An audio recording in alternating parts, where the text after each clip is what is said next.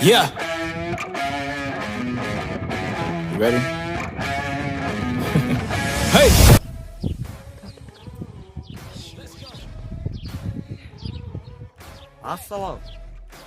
Ассалаумағалейкум достар, сіздермен бірге мен Сыраған Дәуіт. Бүгін мен сендерге қалайтын көп болатын жайлы құпияларды айтатын боламын. Олай болсаңыздар, бірінші құпияда ол сіздің негізгі салмағыңыз бен күштің арасындағы байланыс. Яғни сіздің салмағыңыз көп болса, бірақ та оны тартуға сіздің күшіңіз жетпесе, онда сіз турникте мүлдем аз тартасыз. Ал егер де керісінше сіздің салмағыңыз ал, егер де оған қарсы, яғни сіздің күшіңіз көп болса, онда сіз турникте кез келген элемент немесе турникте көп тартыла алатын боласыздар. Бұл элементар нәрсе деп ойлаймын, бірақ та оны кейбір адамға немесе балалар білмеуі мүмкін.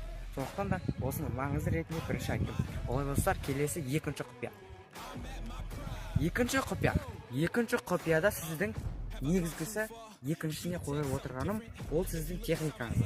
Яғни ол екі техникадан болады. Біріншісі раскачка, сосын змейка, ал үшіншісі, яғни екінші бөліктегі үшіншісі, ол таза тартылу. Яғни сіз таза тартыласыз күшпен. Ол достар, техниканың біріншісінде оны сіздер екеуінде раскачка және змейканы сіздер біреумен жарысқанда да қолдансаңыздар болады. Ол достар, раскачканы көрсетейін. Ол кезде сіздер жылдамдықты аласыздар.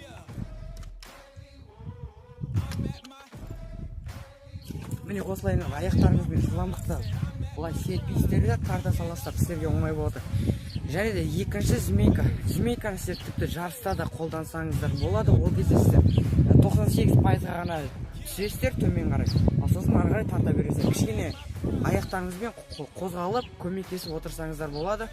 Сосын келесі ол үшіншісі, ол кезде сіздер таза тартасыздар. Оны кез келген жерде қолдансаңыздар болады. Мысалға мен қазір турникке тартып көрсейін, оны таза тартуды білесіздер деген ойда.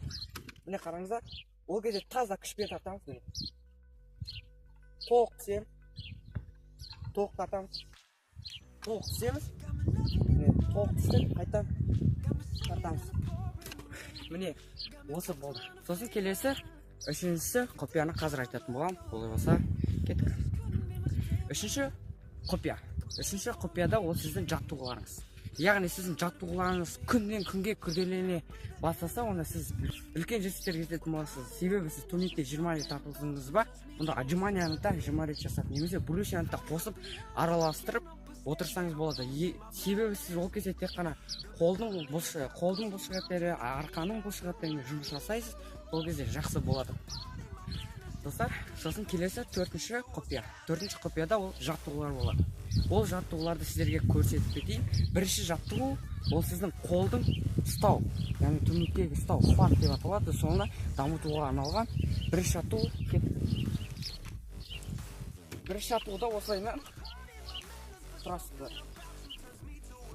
30 немесе 40 өзіңізге қалауыңызға байланысты бірінші максимумыңызды көріңіз, соған байланысты өзіңіздің жаттығуларыңызды құрып алыңыздар.